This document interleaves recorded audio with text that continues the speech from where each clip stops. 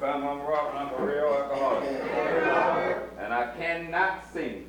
But I appreciate my man. I've been knowing him for years. All right, this is what we're going to do. If y'all, how long, 30 minutes? On to about 15 hours, or 20 hours. Any newcomers in here? Anybody less than 30 days? Nobody? Y'all pay very, very, very close attention, please. It's for you. All right? You good? All right. What we're going to do is I'm going to go over the disease concept. Step one. I'm going to break it down. But I'm going to tell you a little bit about me first. I got almost 21 years clean. By the grace of God, and that song he just sung, that he been with me the whole time. Anybody from St. Jude's? Yeah, St. Jude's really in here. I'm a client from St. Jude's. I was in St. Jude's 21 and a half years ago. I stayed the entire year. Then at that time, I don't know about now, we had an aftercare program that's 2 years. Is it still going on? Nope. We had an aftercare program that was 2 years, and my class met every Tuesday night. I never missed a night. So I was connected with St. Jude for 3 years. I then started my own company, Atlanta Step-Up Society, to help other alcoholics and addicts. And I also went back to St. Jude's, to the female house, and taught the book study in the female house for about 2 years. Then I also taught the book study at St. Jude's for the staff. You know, the staff, I taught them the book. So I have a strong connection with St. Jude's. Anybody from Salvation Army? I have a strong connection from Salvation Army. Salvation Army and Goodwill taught me how to run my company. I still have guys. I have a guy. My company been open 19 years. I have a guy that came from the Sally 19 years ago that started with me, with my company, that's still there. So we do a lot of work with Salvation Army. Now that I got all the rust out of me, we can do the class. All right, what I really want to do is just break down step one. The disease of addiction. All right? This is real simple stuff, but if you don't know it, I can guarantee you, you start your recovery journey incomplete. Incomplete. So what I mean by that, if you've been in different programs or anything, or you had sponsors and they never broke down the disease concept, I'm going to give you the opportunity tonight to kind of learn it. I'm going to try to do it, well, I'm going to get it done. But remember, I'm only doing a 25-minute class. Always, always join a book study. Make that a part of your recovery. Get in a book study. Now, if you go to a book study and they read one chapter in an hour and ask you to share, that's not the one you get in. Run. Get in one that break it down paragraph by paragraph so you can learn. All right? Step one is that we're powerless. This is a very, very spiritual step. It's the first step that's going to change your entire thinking. Step one, we admitted we were powerless over alcohol. That's part A. Part B is that our lives become unmanageable or became unmanageable. We don't even have to talk about unmanageability. Everybody can hear my voice, know that their life was unmanageable. But the question is why? Why was my life unmanageable? We suffer from a disease. The disease, the American Medical Society says that alcoholics have a disease. This is strictly AA, right? Have a disease. All right? When I first came in treatment, if you suffer from the disease of addiction, they were giving out checks. The government was giving out checks. So all you had to do was go out there and show up that you was geeking, and you'll get a monthly check. It didn't last long, but I think the government got real quick to that one. You know, they had people in the bar, and the bartenders was showing us how to fill out the applications. You know, because they knew they were gonna get that check once a month. The drug dealers showing you how to fill out your application. All right. So it is a disease. If you break down the word disease, we're talking about dis-ease. So you're not at ease. If you're not at ease and you don't have peace, you're miserable, restless, irritable, and discontent. Am I right? Yep. Everybody with me? We suffer, our disease is twofold. It's mental and it's physical. Most of the night I'm going to talk about being physical. All right? We suffer from a mental. If you got a notebook and paper and you want to copy this, I would do it. But next week you're going to be able to get the CD or the DVD. All you have to do is put $1 or $2 in the basket when they come around and grab it out. If you don't invest in your recovery, probably won't recover.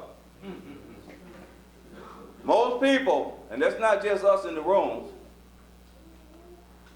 we invest in what we want and want somebody to give us what we need. We suffer from a mental obsession.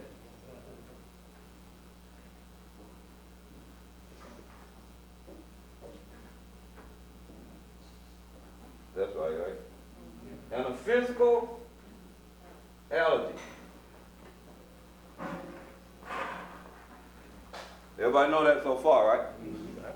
I know you're in St. Jude, you should know it. All right, mental obsession and a physical allergy.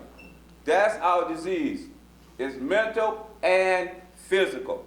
The first thing I'm going to talk about is the physical side first. I'm going to read something out the big book. All this is coming out the doctor's opinion. In the doctor's opinion, it says right here, you can go back and study it. I got to do this real fast. It says, the physician who, they're talking about William D. Silkworth, the physician who, at our request, gave us this letter, has been kind enough to enlarge upon his views in another statement which follows. In this statement, he confirms, they say he confirms, what we who have suffered alcoholic torture must, M-U-S-T, believe that the body of the alcoholic is quite as abnormal as his mind. If you think your mind was sick, he's telling us our body is equally as sick. Equally. I know for a fact, I'm going to talk about me. I spent some years and money getting psychological help for alcoholism. A lot of money. And I wasn't a movie star or a celebrity or even rich, because they did the same thing. They give me all this psychological help, lay me down, I paid $200 an hour, $300 an hour, I get up, I go out and take a drink and do the same thing. Same thing. I go back the next week, pay my money, because I'm thinking I'm going to get cured by how much money I spend on psychological help. But the psychiatrist never told me that I was physically sick. He didn't tell me if I put a drink in my body will crave for more and more and more of it. I didn't know that part, and he didn't either. You know, I get my money, But he couldn't tell me about my physical allergy because he had no clue either. That makes sense? So we must believe that the body is as sick as the mind. Then it goes on to say, it did not satisfy us to be told that we could not control our drinking because we were just maladjusted to life. In our belief, any picture of the alcoholic which leaves out this physical factor is incomplete. Let me break that down. If you're in recovery and you don't know about this physical allergy that you suffer from, and you in recovery and you working a program and you getting 30-day chip and a 90-day chip and a 6-month chip and a year chip, and you telling how it works, and you don't know about this, you have started your recovery journey incomplete. 3 treatment centers down the line, you are still incomplete. That's scary, ain't it? 4 sponsors, incomplete. You incomplete, your sponsor incomplete, the home group incomplete, everybody incomplete. I'm serious. You need to know this one. We suffer from a physical allergy. We have a phenomenon of craving. My allergy is a craving that's beyond my mental control. My mind can't stop me once I get started. That make sense? We have a craving.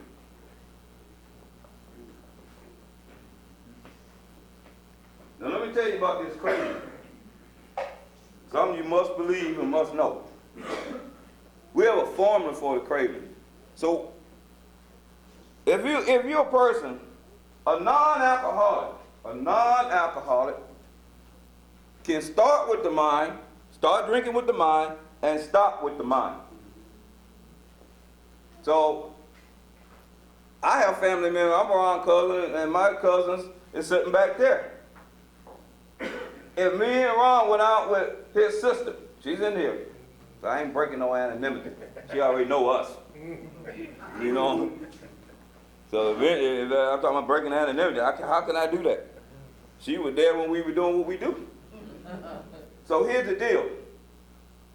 If she came up to me and him and she said, I think I'm going to go out to the club or go after work, I'm going to go to this little place, they got a nice restaurant, and I'm going to have me a few drinks and I'm going to go home.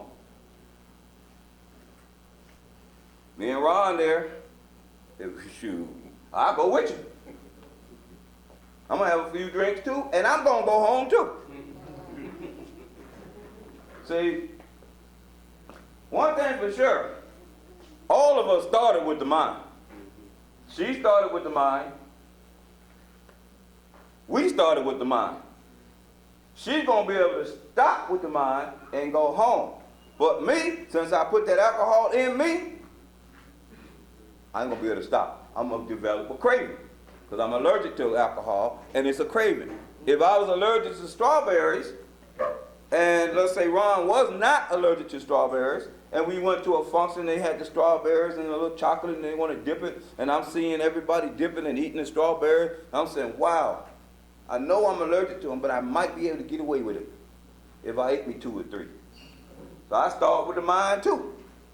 As soon as I put the strawberries in my body, since I'm allergic to them, I have an allergic reaction, right?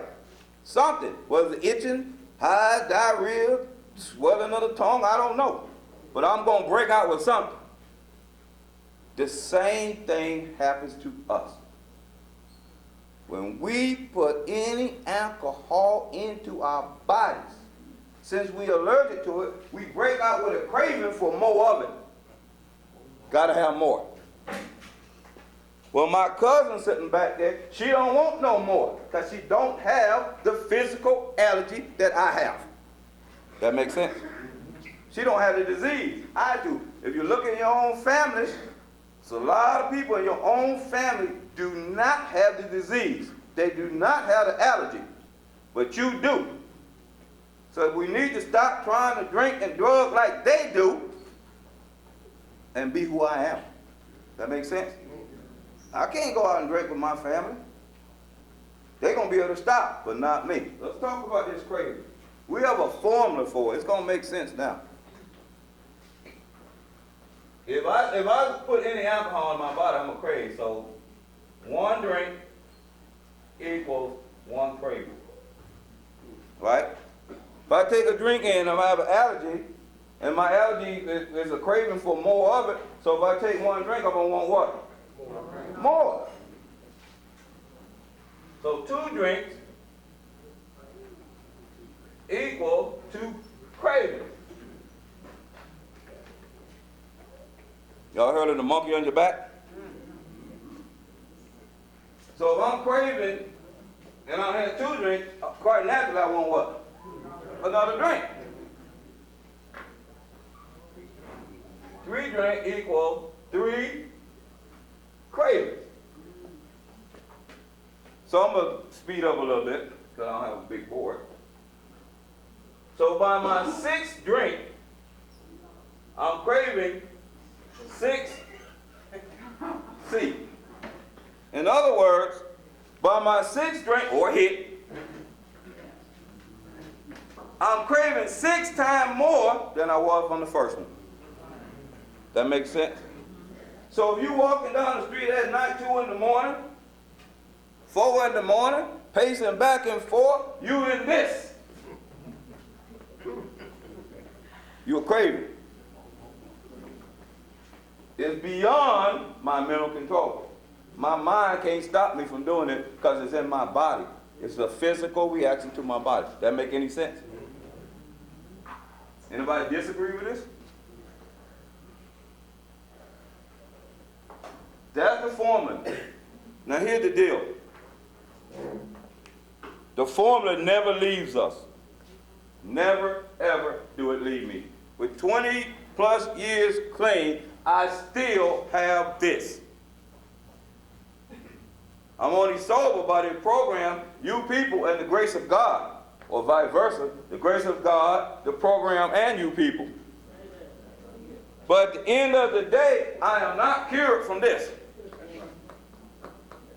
If I take a drink tonight, I promise you, the allergy is going to trigger. So we are allergic to alcohol and drugs. That makes sense? When somebody's allergic to peanut, they're going to have a reaction. Somebody's allergic to strawberries, they're going to have a reaction. If I put any alcohol or drugs in my body, I'm going to have a reaction. I'm going to develop a phenomenal craving. They call it a phenomenal because the fact that they know I got it and my siblings don't, but they cannot tell me why I have it. So it's a phenomenon. Can't explain why I got it, but I do have it. Any questions on this craving right fast? I told y'all this is in the doctor's opinion. I'm just doing a celebration. All right, but you can be able to see it next week because I'm going to give it to you. That craving is so important. So that's the physical side of me. The physical side of me develops a craving. Let's talk about my mind. A mental obsession. An obsession is an ideal or a thought that overrides normal thinking. I'm going to repeat that. It's an ideal or a disturbing ideal or a thought that overrides normal thinking. So in order to understand it, I'm going to need some group participation. But let's see what normal thinking is for me. Let's go back to my using days. Right before I got paid, whether I was working for labor pool or had a job, didn't matter. Labor pool fired me. They give me my little bus fare, $5, and say, go to this site. I take the bus fare and get out. They told me don't come back. Labor pool, you're unemployable when labor pool fire you.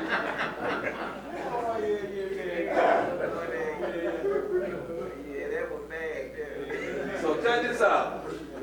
What would be normal thinking? Well, let's say I had a 2-week job, and I say, This is what I'm gonna do. When I get paid, I'm gonna give my kids some money. Buy some clothes. What else? Rent. Food. Mark. I got food. What? That's enough.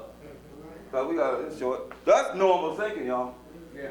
There's nothing wrong with that thinking. Anybody in this room thinks like that? Anybody in this city, this state, all over the world, people think like that. There's nothing wrong with it. This is normal thinking.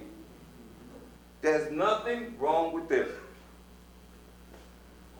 But an obsession is an ideal or a thought that overrides all normal thinking.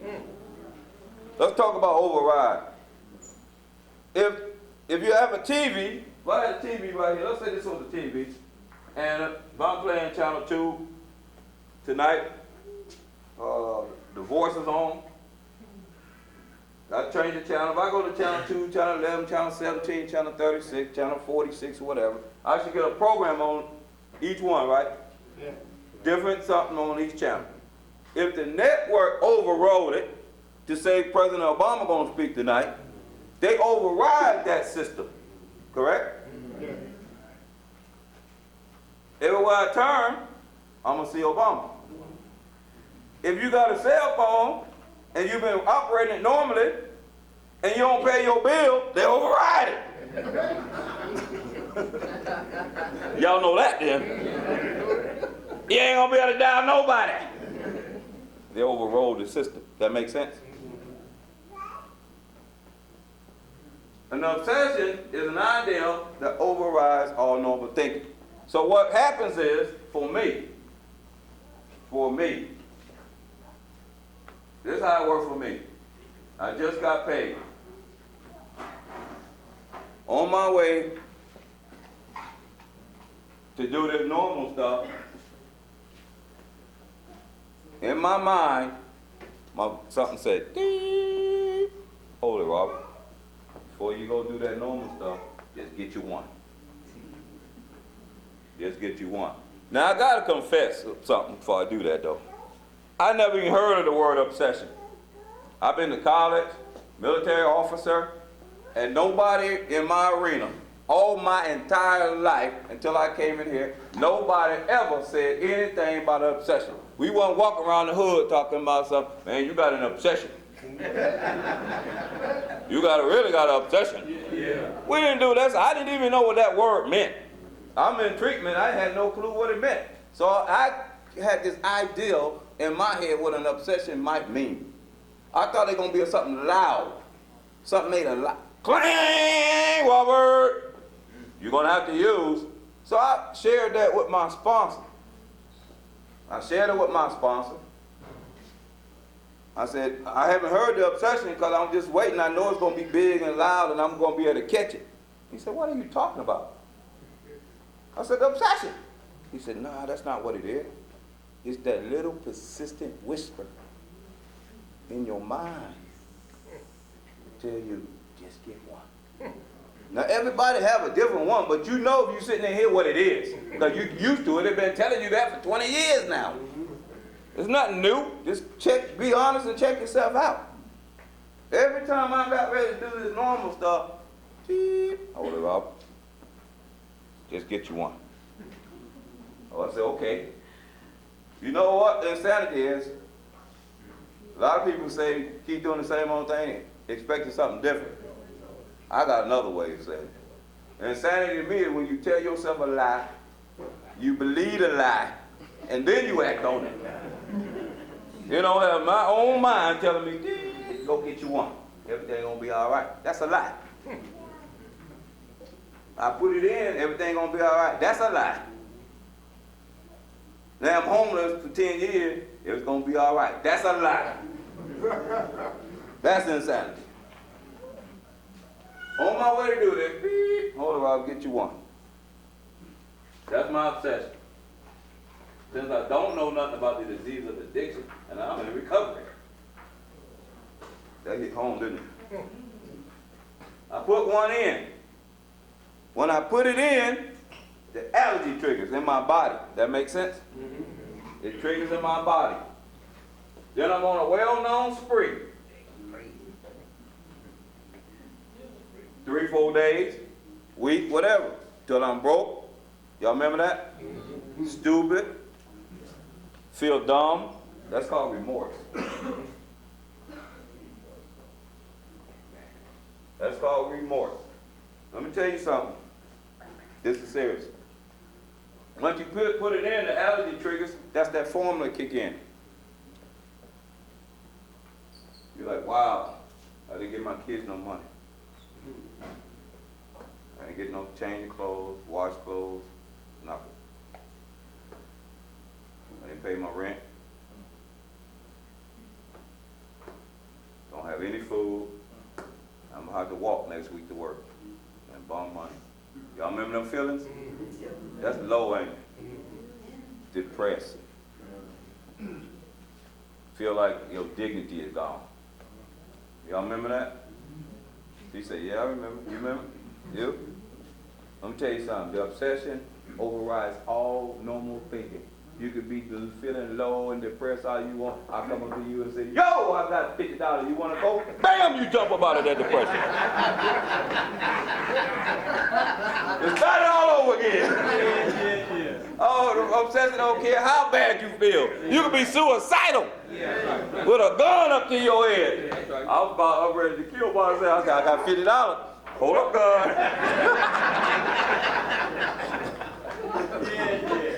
No, I got to start all over again. I pull the trigger next year. I mean, laughter is healing. You can laugh at it, but some people ain't laughing. They sitting back there, you can't curse on everybody. They say ain't a D funny. D-A-M funny. Ain't nothing funny about what that man's saying. But if you can laugh, go ahead and laugh. You know it's funny. Alright. Then you repeat the cycle over and over and over. 10 years, 15 years, 20 years. Y'all with me? This is the disease of addiction. The disease of addiction. This is what they're talking about. Now I'm gonna have to do this and then I'm gonna give it back because almost. This is a quick class, but it's not incorrect. No, it's right. Okay, it's right. It's definitely right. Even though it's only like 20 minutes, it is not wrong. I'm going to show you in the book. This is all in the doctor's opinion. You get you a big book, and you start on page 0. Get your dictionary. Don't be like me, looking up the word, thinking and figuring it out on your own understanding what an obsession is. Read it in the dictionary. Look up the words. Go paragraph by paragraph. Once you receive what you're going to get from that paragraph, and you get one of them like Oprah said, them aha moments, then move to the next paragraph. Don't read this like a novel. Because if you read it like a novel, this is going to happen. The book going to stay clean and sober, but you ain't. The words on that book going to be clean and sober, but you won't. Guarantee you that. That makes sense? Read it paragraph by paragraph, dig in them words, apply your life, download this information, and be happy, joyous, and free. This is in the doctor's opinion. I just want to read something. Men and women drink excessively. Now, this is even before page 1, y'all. The disease of addiction that we're talking about, what you must believe about your physical allergy, your mental obsession, all this is before page 1. You're not even on page 1. Most people read a book to go to page 1. You better not do this one like that. Men and women drink excessively because they like the effect produced by alcohol. Not the taste, the effect. I like the taste of Coke and Diet Coke, but I'm not going to drink a case of it. The sensation is so elusive, while they admit it is injurious, they cannot after time tell the difference between the truth and the false. To them, their alcoholic life seems the only normal one. We do this so long that it becomes normal to us. Who wants to be always in remorse? Be sad and disappointed and frustrated and low self-esteem and self-pity for 20 years. It didn't holler Jesus. If he's in that one, I don't want it. That's not Jesus, that's hell. They are restless, irritable, and discontented. I used to be so restless and irritable and discontented, and when I was using, that Ron would drive his car up and drive. I knew his sound of his automobile 2 blocks away. That's how restless, irritable I was. I was hearing people's cars. I knew what they sound like. Somebody radio come around the corner. I know that buddy doesn't get me a beer. You know, understand what I'm saying? Now that's restless. My whole life was worried about what somebody else doing so they could give me a beer. They are restless, irritable, and discontented. Here it is. Unless they can again experience the sense of ease and comfort which comes at once by taking a few drinks. Drinks which they see others taking with impunity. We see other people drinking in our families. You don't have to go far. Your families and friends, and they don't suffer like this. They can start with the mind and stop with the mind. Or they can start with the mind, then this takes over. My mind can't stop me. That makes sense? So, I'm powerless. After they have succumbed to the desire again, the obsession, as many do, and the phenomenon of craving develop, they pass through a well-known spree, emerging remorseful, with a firm resolution not to drink again.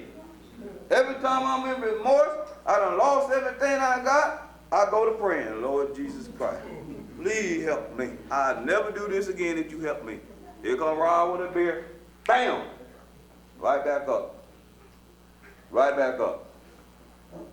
This is repeated over and over. Unless this person can experience an entire psychic change, there's very little hope of his recovery. If you don't get this right, work these 12 steps, get you a sponsor, listen to your counselors. Trust me, I counsel people too. 19 years clean. I got so much experience I can offer them. They look at my face and say, you don't know what you're talking about. There's 2 types of people that cannot recover. This is in the book. This ain't Robert. The cannots and the will nots.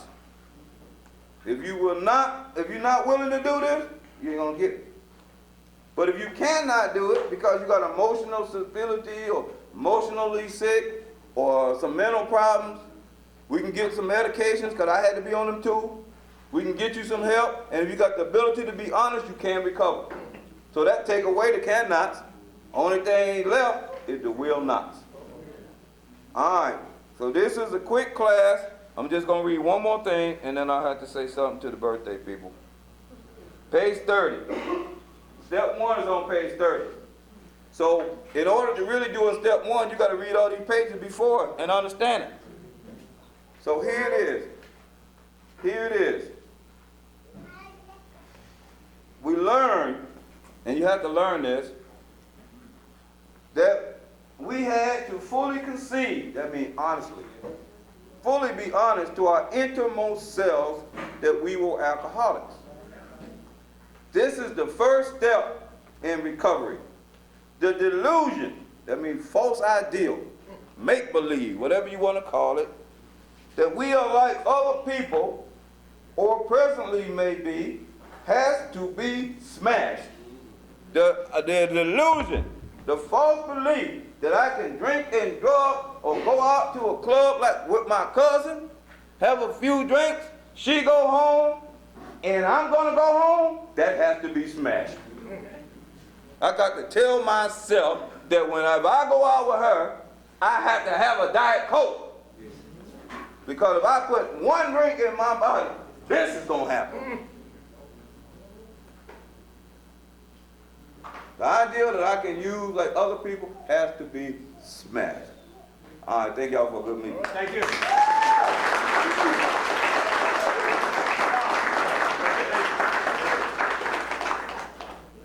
I just want to say happy birthday to Ron with 9 years and Delores. I know both of them well.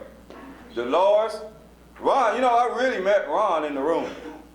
We were cousins, but I can see why we didn't run across paths. We were doing our own thing. But his mother and sister I've been knowing for years. But you know what though? It doesn't matter. Because he's my cousin, I love him to death. You know, that's what it's about today. And I'm glad he's in here. All right? And I'll just get many more. But I know the direction that he takes to get them, so I don't have to worry about it. And Delores, I've been knowing her forever. She's always been in my family. She has watched my dogs. And we have Malteses. I don't have about 5 or 6 of them. And she is the lady that always take care of my dogs. She walks my dogs for me over the last 14, 15 years. When me and my wife go on vacation, she keeps the dogs at her house. So she's been a part of my family. Because, you know, I love their little white Maltese. And I love them to death. So if I allow her to take care of them, you know I love her. Okay. All right? So I just want y'all to get plenty more. And I'm going to let you have it.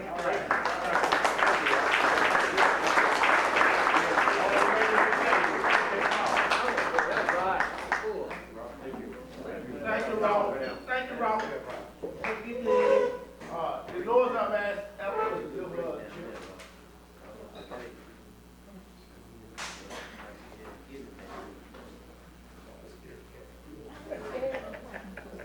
Hello, family. My name is Esther, and I am a grateful recovering alcoholic. Hey, I'd like to thank the God of my understanding for being here tonight. I'd like to thank each and every one of you for being here for me, because without you guys, there'd be no me. And congratulations, Delores. I mean, it's been a struggle, and you're still holding on. I want you to continue and get another one. all right.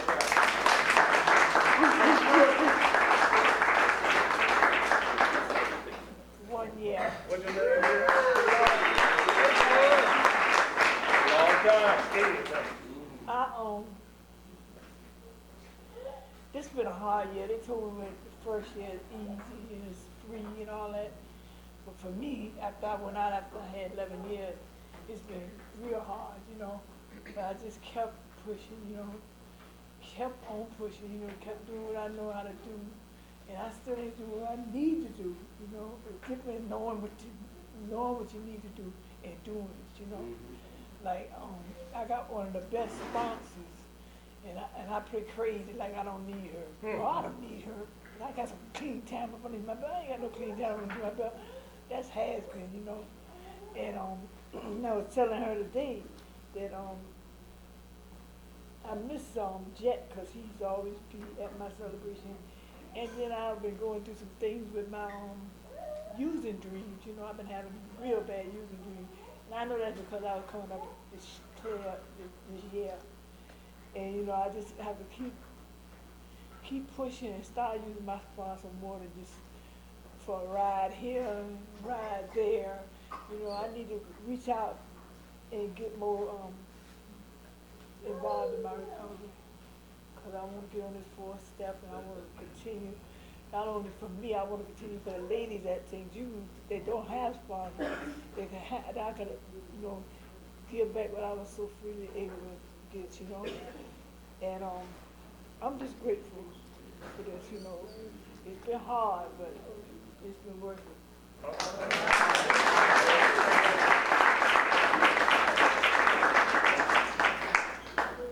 Ryan, I've asked his brother and sister to give him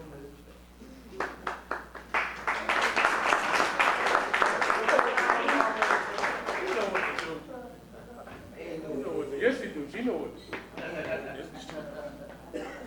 My sister don't know what to do, but my mom do. This ain't her first time. This ain't her first rodeo.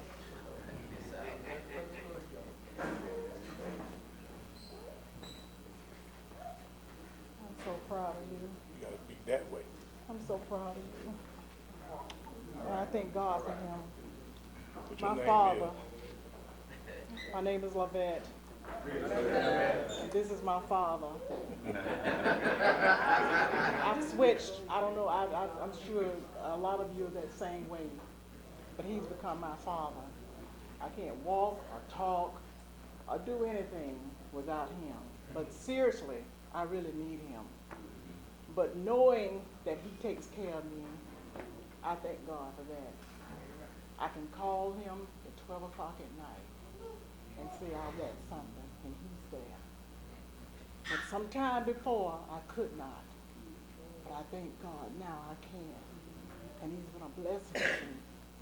It brings tears because he's been through a lot, and he took me through a lot. But I never stopped loving him. But one thing he said was, I was killing him by loving him. I went to St. Jude, Robert's mother and I, and we learned tough love. One night he came and it was so cold, and he knocked on my door, and he said, Mama, let me in. I said, I can't. He said, Mama, it's so cold out here. I said, I can't, because St. Jude taught me how to love him hard, with hardness and not with this. He said when he left, he went, and he's been on the road since. But had I let him in, he probably would not be here today. He said he'd be dead. And I have to thank St. Jude for teaching me this. I think we were going on Thursday night, and we went every Thursday night from work. We got off at 5, and the meeting was at 6. We were on the bus, and we went, and I learned how to love him. Spiritual love. And I have to thank God for you. I look at him, he makes me so mad. He makes me so sick. He makes me so sick. Last night he called me. No, you weren't in it. You didn't know it. I didn't want you to know it. He called me, he said, I'm at the store. They've got some collard greens in a cup for $2. And some macaroni cheese. 10 o'clock at night, he had gone at a watermelon. He said they got collards and some macaroni. And I'm trying to watch my figure. And he says, do you want some? I said, well, bring me a cup. So he brought it. But this is like 10 o'clock at night, so we have had some good times, some really good times. Because he takes care of me. He calls me every morning to make sure I'm all right up there. And I thank God. And I wish all the blessing for all of you. Because when I look at your faces and see that you're on the right road, it just look at your faces, make me feel good that you're trying. One day at a time. One day at a time. So Ron, take that.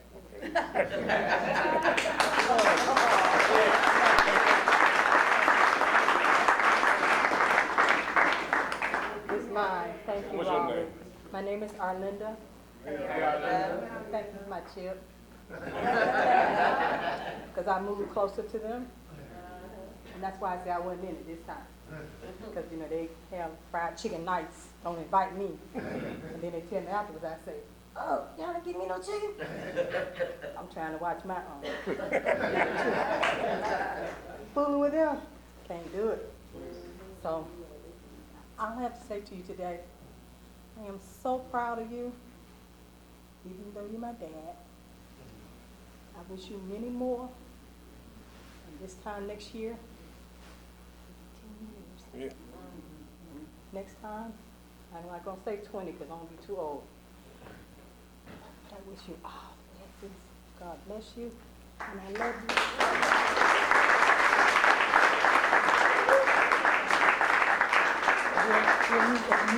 Okay. I'm Ron Howard, recovering alcoholic. And this is number 9.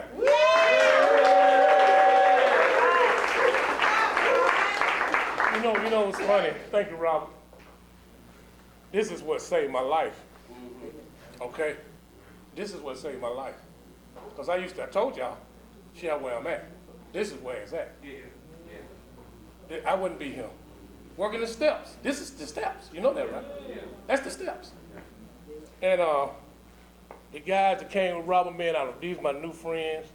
You know, me and Charles, and that's my sponsor. I got to give my sponsor credit now. I got to give him credit.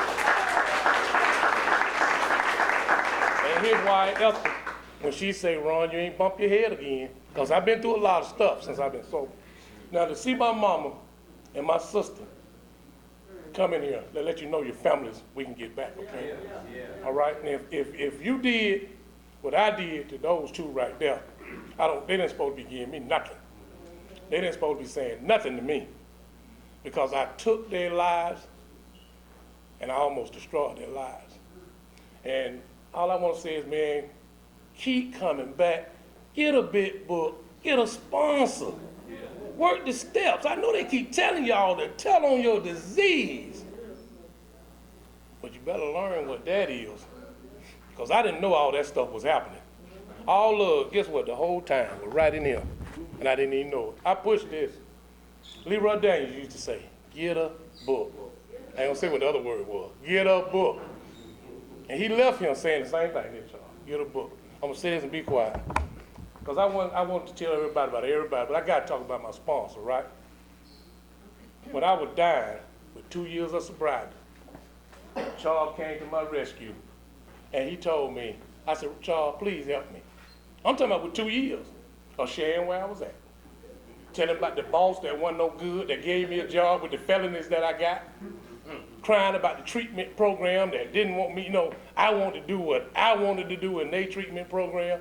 2 years, I wanted to commit suicide. I thought my life was over. I had a wife. I had a job.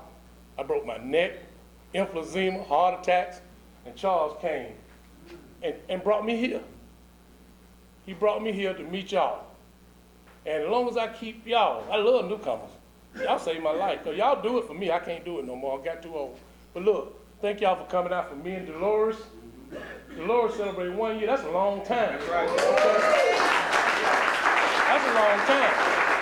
Look at Delores. Sharing where you at keeps us where we at. I don't want to be where I'm at. I want to be where I'm going. And I'm going, it's about the spirituality, but I got to give it to my high power who called God. Well, let me stop running this thing. Hey, keep coming back. What's that? Yeah? Taught me so much of that. Step 4 got me in a rut. I do that. Go ahead. I learned how to deal with the world through that. All right. Look, I got a friend. Look here.